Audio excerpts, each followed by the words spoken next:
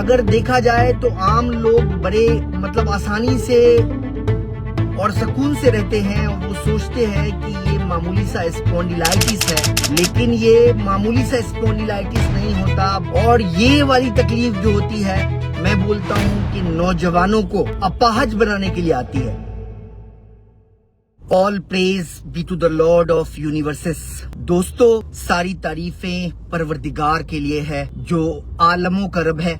दोस्तों, आज मैं बहुत दुखी हूँ और दुखी इस बात से हूँ कि लोग जोड़ों के दर्द से घर घर में पीड़ित हैं।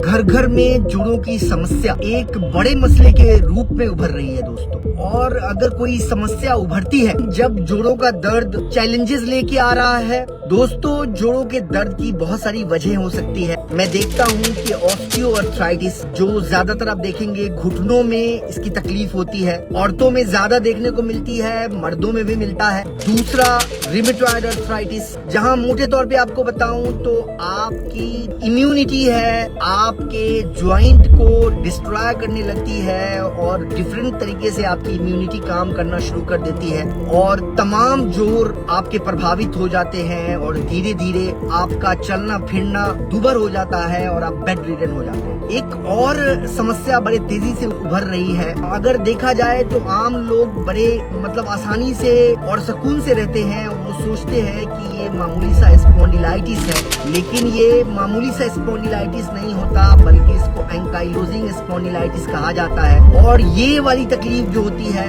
मैं बोलता हूँ कि नौजवानों को अपाहज बनाने के लिए आती है।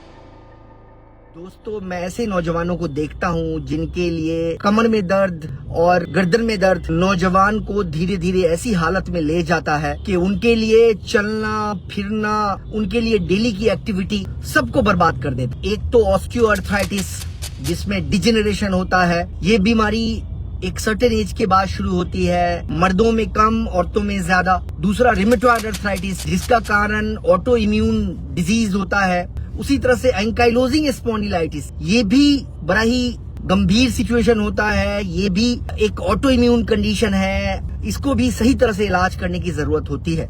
और उसके अलावा सर्वाइकल इशू हो सकता है, आपको लंबर इशू हो, उसके अलावा गाउट के कारण और कई तरह की बीमारियों की वजह से लोग जोड़ों के दर्द से ग्रसित रहते हैं।